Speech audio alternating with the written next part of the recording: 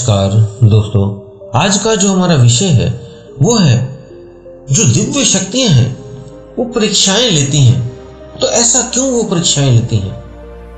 जब आप कोई भी ध्यान साधना, मंत्र जप या कोई सिद्धि प्राप्ति करने के लिए या कोई पूजा पाठ अनुष्ठान करते हैं और उन शक्तियों के साथ, दिव्य शक्तियों के साथ, सिद्धियों के साथ जुड़ने की कोशिश करते हैं, तो उससे पहले आपकी परीक्षा ली जाती है। तो ऐसा क्यों होता है? क्यों भगवान, क्यों परमात्मा, क्यों वो सिद्धियां, दिव्य शक्तियां हमारी परीक्षा लेती हैं? तो सारा विस्तार से आज हम जानते हैं इस रहस्य को कि जब आपके साथ ऐसा हो तो आप जान सकें कि इस परीक्षा में आपने पास कैसे होना है, ताकि आप ये ना हो बीच में ही ये चीजें सोचकर सुनकर छोड़ दें, क्योंकि आपको कोई गाइड नहीं कर रहा है, कोई आपका मेंटर नहीं है, कोई आपका टीचर नहीं है, तो आप ये छोड़ देते हो। तो आज हम वो सारी जानकारी आपको बता रहे हैं ताकि आपके भी जीवन में जब ऐसा हो तो आप इस परिस्थिति को समझ सकें और उसे सरलता से पार कर सकें। तो दोस्तों, आप सभी का हम स्वागत करते हैं अपने चैनल में आत्मा से परमात्मा का सफर।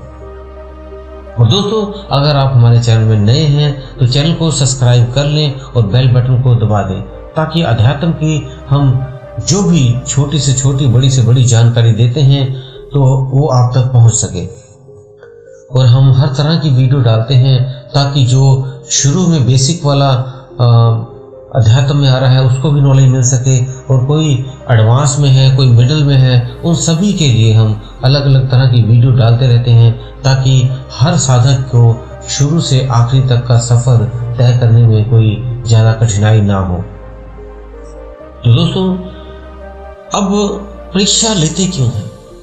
दिव्य शक्तियां बहुत सूक्ष्म शक्तियां होती हैं। जब हम ध्यान साधना करते हैं, जब हम कोई पूजा पाठ करते हैं, जब हम कोई मंत्र जप करते हैं, तब वो दिव्य ऊर्जाएं जागृत होनी शुरू होती हैं। अब वो दिव्य ऊर्जाएं चेक करती हैं कि जब हम इस व्यक्ति के पास आए तो ये हमारा उपयोग कैसे करेंगे, क्या ये इसके योग्य है जो इसको ये शक्तियां हमारी जागृत हो रही हैं, ये इसका प्रयोग करें। तो उसके लिए चेक कर, जैसे आप भी कोई बिजनेस अगर करते हो तो अगर किसी ने आप अपने बिजनेस को किसी और को जब देने लगते हो तो आप 2-4 व्यक्तियों का चयन करते हो कि कौन सा व्यक्ति है जो इसके लिए योग्य है और इस जॉब बिजनेस को आपके चला सके। ऐसे ही हम जॉब पर जब व्यक्ति को रखते हैं तो हमारे पास जब 5-6-10 बंदों के बायोडाटा, रिज्यूम आ जाते हैं, करिकुलम आ जाते हैं, तो हम उनमें से देखते हैं कौन सा व्यक्ति हमें ज्यादा योग्य लगता है इस नौकरी के लिए।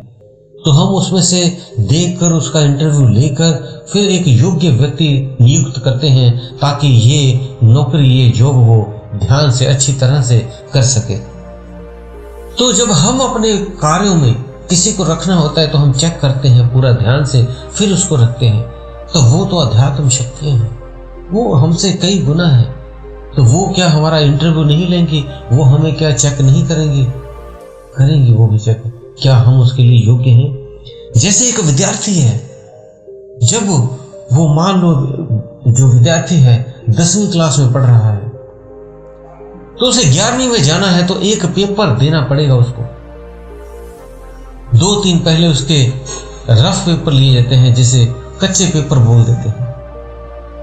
एक बार उसका फाइनल पेपर लिया जाता है, क्या वो इस किताब के पढ़कर योग्य हो गया है कि इसे ये चीजें, फार्मूले, जो चीजें बताई गई हैं वो सारी आ गई हैं। उसके लिए एक योग्य टेस्ट लिया जाता है। जब वो बच्चा पास होता है, उसमें से उत्तीर्ण होता है, तब उसे अगली कक्षा में भेजा जाता है। ऐसे ही जब आप भी 3 महीने, 6 महीने, साल जब ध्यान साधना करते हैं तो आपका भी ये दिव्य शक्तियां परीक्षा लेती हैं, पेपर लेती हैं, आपका एग्जाम लेती हैं आपका। जैसे एक लोहार है, लोहार जब किसी वस्तु को बनाता है तो लोहे को अच्छी तरह गर्म कर करके पीट कर फिर बनाता है। उसके पीट के उसको प्रॉपर शेप देकर फिर बनाता है। ऐसे ही आपको दुख सुख देकर परमात्मा भी, वो दिव्य शक्तियां भी चेक करती हैं क्या ये इसके लिए सूटेबल है। ऐसे ही जब कुम्हार अपना बर्तन बनाता है तो उसे दबा दबा कर पीट पीट कर ठोक ठोक कर बनाता है ताकि उसके अंदर कोई कंकड़ ना रहे।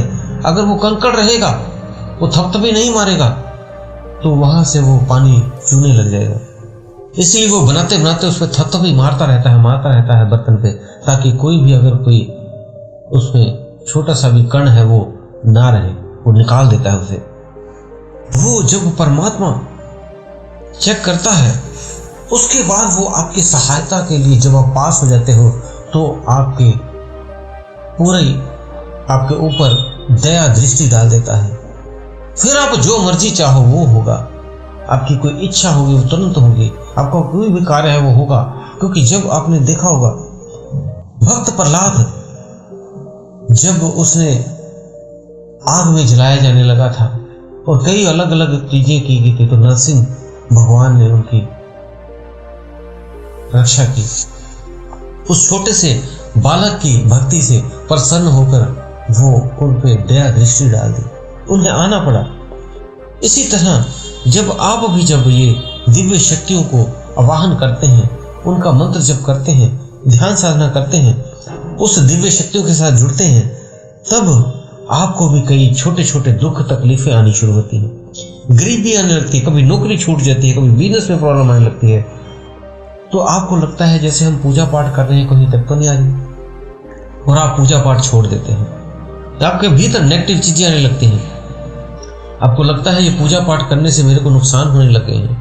आप पूजा पाठ छोड़ देते हो, ध्यान साधना छोड़ देते हो, मंत्र साधना छोड़ देते हो। तो इस तरह से जब आप करते छोड़ देते हो तो उस परीक्षा से फेल हो जाते हो। लेकिन परीक्षा पास करने के लिए ये एक पड़ाव होता है, इससे गुजरना होता है। ये आपको ज्यादा भी तकलीफ नहीं पहुंचाती, जितना आप सह सकते हो उतने ही आपको दुख तकलीफ आपको देते हैं। और कई और भी दिव्य शक्तियां भी आपकी परीक्षा लेने लगती हैं, या नेगेटिव जो है ऊर्जाएं वो भी आपकी परीक्षा लेने लग जाती हैं। नेगेटिव ऊर्जाएं आपके भगवान का, आपके इष्ट का, आपके गुरु का रूप लेकर आ जाती हैं। वो आपसे एक मायावी छलावा करती हैं, और आप अगर उनकी बात में आ गए तो वो आपको प्रसाद रूप में कुछ ऐसी चीजें मांग लेते हैं जिससे आप उनके चुंगल में फंस जाते हो।